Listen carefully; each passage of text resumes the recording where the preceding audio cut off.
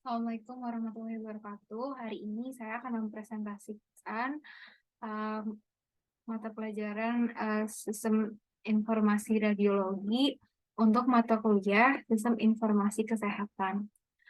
Sebelum itu saya akan memperkenalkan diri terlebih dahulu. Nama saya Misha Rohma dengan NPM 21420151618 dengan waktu kuliah hari Rabu jam 8 sampai jam 10.30 dengan dosen pengampu Bapak Ari Gunawan SIKOM MMSI. Pertama, saya akan menjelaskan tentang pengertian. Sistem informasi radiologi adalah sistem yang terintegrasi dan terkomputerisasi untuk mengelola dan menyimpan informasi gambaran radiologi serta data pasien dalam radiologi. Di sini ada menurut ahli, yaitu menurut Kim, sistem informasi radiologi adalah sistem yang mengelola dan menyediakan informasi yang dibutuhkan dalam pengelolaan gambar radiologi dan catatan medis pasien. Sementara menurut PSC, sistem informasi radiologi adalah sistem yang terdiri dari komponen teknologi informasi untuk menghasilkan suatu lingkungan informasi yang berbasis gambar dan memberikan dukungan pada pengambilan keputusan dalam diagnosis pasien. Selanjutnya adalah tujuan dari sistem informasi radiologi. Tujuan dari sistem informasi radiologi yang pertama adalah untuk membantu dokter radiologi atau dokter ahli lainnya dan petugas medis dalam mempercepat dan mempermudah proses diagnosis dan tindakan medis bagi pasien. Yang kedua, meningkatkan efisiensi dan efektivitas layanan radiologi, mempercepat waktu penyimpanan hasil diagnosis dan memperbaiki kualitas layanan kesehatan. Yang ketiga, meningkatkan kerjasama dan kolaborasi antara dokter radiologi, dokter ahli lainnya, dan petugas medis dalam pengobatan pasien.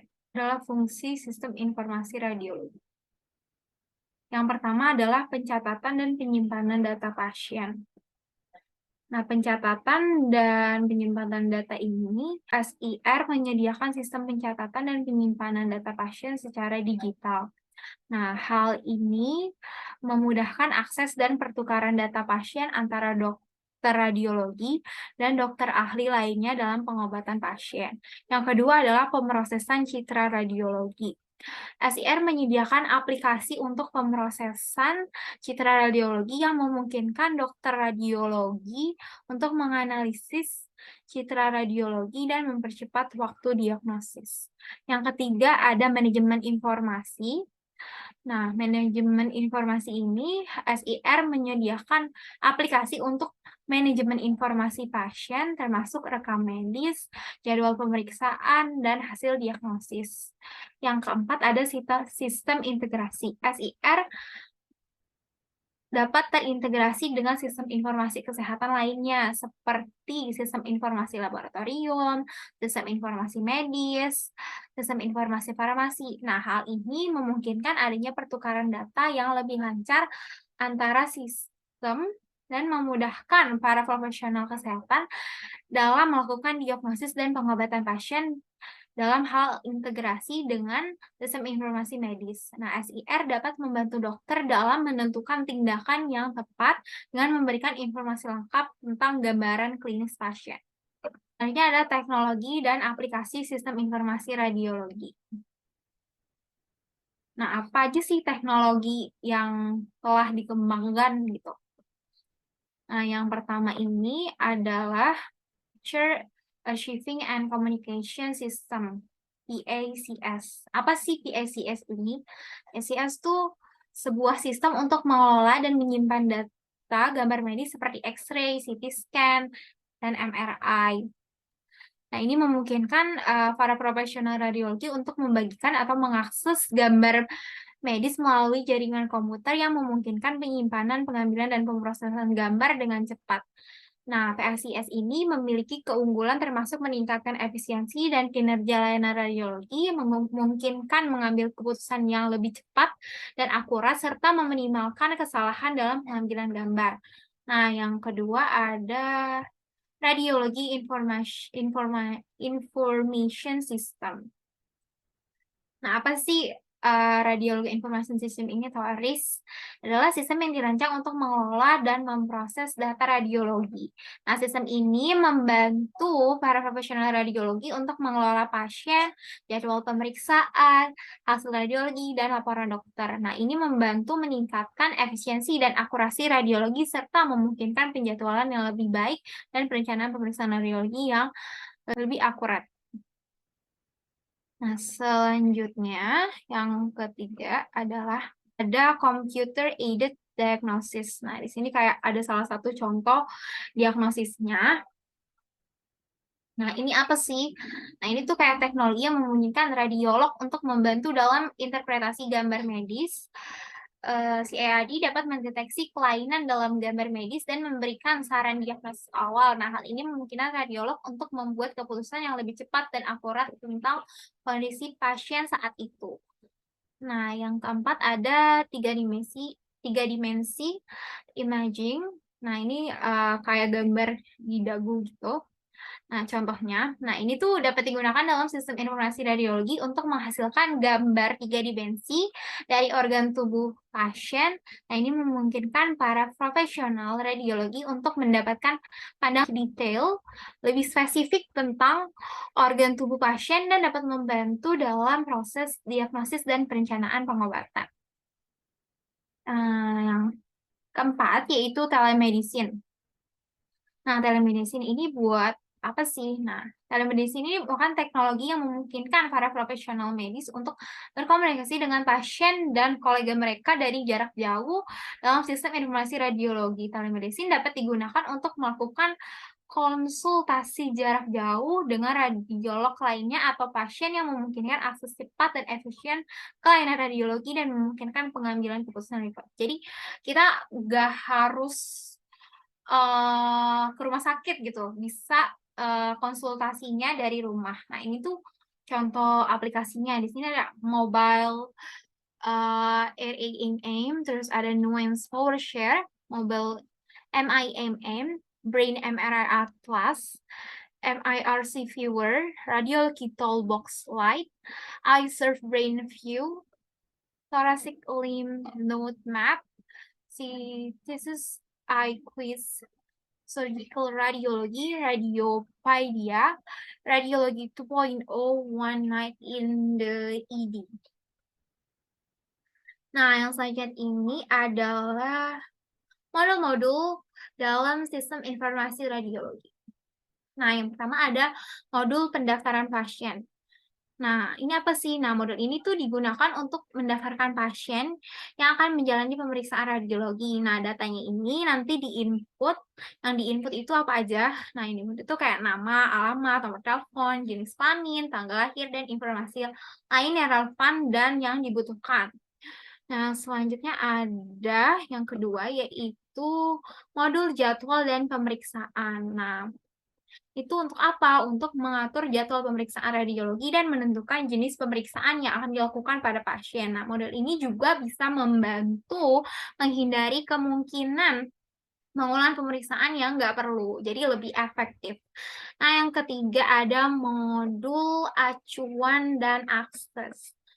Nah, modul ini digunakan untuk mengelola arsip data radiologi seperti citra dan laporan hasil pemeriksaan. Nah, modul ini juga dapat memastikan bahwa data radiologi dapat diakses dengan cepat dan mudah. Yang keempat, ada modul analisis data radiologi. Nah, ini tuh memungkinkan analisis data radiologi secara otomatis atau manual dan beberapa fitur yang tersedia antara lain yaitu pengukuran dan perhitungan otomatis serta analisis citra. Nah, yang kelima ada modul pelaporan. Nah, modul pelaporan ini digunakan untuk membuat laporan hasil pemeriksaan radiologi yang dihasilkan oleh dokter radiologi. Nah, nanti laporan ini berisi hasil interpretasi dan diagnosis berdasarkan data radiologi yang telah diolah. Selanjutnya, yang keenam ada modul manajemen stok bahan kimia. Nah, ini gunanya apa sih? Nah, gunanya untuk mengelola stok bahan kimia yang digunakan untuk pemeriksaan radiologi seperti X-ray and CT scan. Nah, modul ini memudahkan petugas untuk mengecek stok dan membeli bahan kimia yang dengan tepat waktu. Nah, yang terakhir ada modul manajemen perangkat. Nah, ini digunakan untuk mengelola perangkat yang digunakan dalam pemeriksaan radiologi seperti mesin X-ray dan CT scan. Nah, modul ini memungkinkan pemeliharaan dan penggantian perangkat dengan tepat waktu untuk memastikan kualitas gambar yang dihasilkan selalu optimal dan gambarnya HD. Yang selanjutnya, tantangan apa aja sih yang ada di dalam implementasi sistem informasi radiologi? Nah, yang pertama itu biaya implementasi yang tinggi. Nah, dalam pengembangannya memerlukan investasi yang signifikan, terutama dalam hal perangkat keras, perangkat lunak, infrastruktur jaringan yang diperlukan. Biaya ini biasanya menjadi kendala paling banyak organisasi kesehatan, terutama yang memiliki anggaran terbatas. Nah, jadi anggarannya harus cukup tinggi gitu, supaya bisa membeli alat-alatnya yang mungkin sangat mahal. Nah, yang kedua, masalah kepatuhan data. Nah, salah satu tantangan utamanya data ini yaitu memastikan integritas dan kepatuhan data. Nah, mungkin kan security-nya harus kadang-kadang suka dihack gitu. Jadi menjadi salah satu kendala itu. Nah, SIR ini harus memenuhi semua persyaratan regulasi dan kebijakan organisasi dalam mengumpulkan, menyimpan, dan membagikan data radiologi. Nah, kebijakan privasi dan keamanan data harus diterapkan dan diikuti oleh seluruh staf kesehatan untuk memastikan data radiologi pasien yang terlindungi. Jadi semuanya harus saling komit dan saling percaya serta jujur dalam bekerja supaya datanya nggak bocor. Yang ketiga adalah tantangan teknis. Nah, dalam menerapkan sistem informasi radiologi memerlukan pengetahuan teknis yang luas. Terus dia tuh harus tenaga ahli dalam bidang radiologi dan teknologi informasi. Itu harus bekerja sama untuk memastikan infrastruktur jaringan, perangkat keras, perangkat lunak, dan peralatan radiologi terintegritas dengan baik. Nah, selain itu, koneksinya juga harus stabil dan memastikan aksesibilitas data radiologi yang cepat dan aman. Nah, selanjutnya tantangannya adalah kurangnya pengetahuan tentang sistem informasi radiologi. Nah, beberapa staf kesehatan mungkin nggak terbiasa gitu dengan sistem informasi radiologi atau bahkan belum pernah menggunakan sebelumnya. Nah, oleh karena itu, pelatihan yang tepat dan komprehensif diperlukan untuk memastikan bahwa semua staf kesehatan memahami fungsi dan manfaat dari SIR serta bagaimana menggunakannya dengan benar. Karena kan mungkin ini kayak teknologinya terus berkembang gitu. Nah, jadi kayak sebagai tenaga kesehatan juga harus update ilmunya supaya bisa tahu nih alat-alat ini menggunakannya dengan cara yang bagaimana gitu. Jadi harus mengikuti pelatihan-pelatihan supaya ilmunya terupgrade. Nah, yang kelima adalah perubahan budaya. Nah, perubahan budaya ini dapat memerlukan budaya kerja di rumah sakit gitu atau lembaga kesehatan. Jadi harus memiliki budaya tersendiri gitu, budaya yang baik-baik. Soalnya dokter dan teknisi radiologi mungkin perlu menyesuaikan cara mereka bekerja dengan SIR seperti pengambilan gambar radiologi, pelaporan hasil. Nah, selain itu, staf kesehatan juga perlu mengubah kebiasaan pengambilan dan pengarsipan catatan pasien untuk mengakomodasi SIR. Jadi harus menyesuaikan budaya baru gitu. Karena mungkin yang tadinya sebelumnya belum pernah megang nih alat-alat radiologi, jadi harus mulai terbiasa dan tahu gitu tentang alat-alat radiologi. Karena untuk memudahkan proses pengecekan atau proses diagnosa selanjutnya. Yang terakhir adalah kasus sukses dalam penggunaan sistem informasi radiologi. Nah, salah satu contoh kasus sukses dalam penggunaan sistem informasi radiologi yaitu uh, implementasi Picturing, Archiving, and Communication System atau PICS pada Rumah Sakit Pusat Pemerintah atau RSPP Jakarta. Nah, dia ini memperkenalkan PICS pada tahun 2005 dengan tujuan untuk mempercepat proses diagnosa pasien, mengurangi biaya, serta meningkatkan efektivitas dan efisiensi penggunaan teknologi medis dengan PICS. Nah, radiolog dapat dengan cepat dan mudah mengakses gambar medis pasien secara digital dan memperbesar gambar untuk melihat detail yang lebih jelas. Hasil gambar medis dapat diakses oleh dokter yang berbeda di berbagai lokasi melalui jaringan komputer sehingga memudahkan kolaborasi dan konsultasi antara dokter spesialis. Nah, jadi ini kayak mempermudah gitu ya.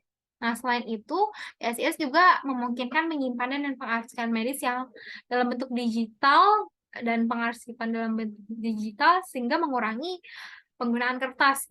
Nah, PSIS juga berbasis cloud di mana gambar medis dapat disimpan di server cloud yang dapat diakses dari mana saja.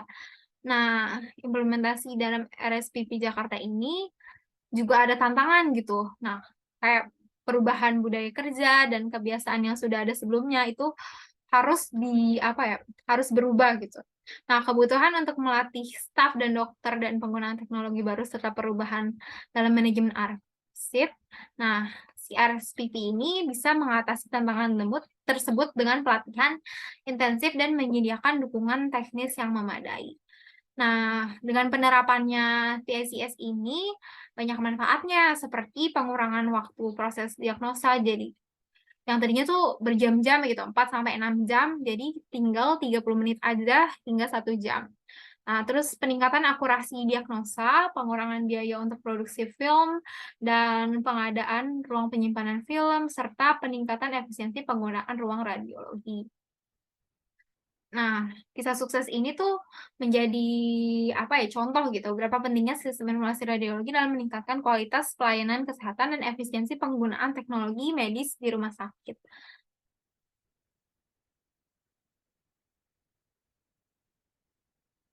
Nah, selain itu, kisah suksesnya juga dari Rumah Sakit Beth Israel Deaconess. Nah, ini berhasil memperbaiki efisiensi kualitas pelayanan radiologi yang sebelumnya menggunakan film radiologi yang memerlukan waktu dan pengembangan dan pemindahan film dari satu tempat ke tempat lain tuh yang lebih lama. Nah, jadi lebih cepat gitu dan mudah dan cepat dan mudah karena gambar medisnya dapat langsung ditampilkan di layar komputer dan dapat diakses oleh dokter dari mana saja.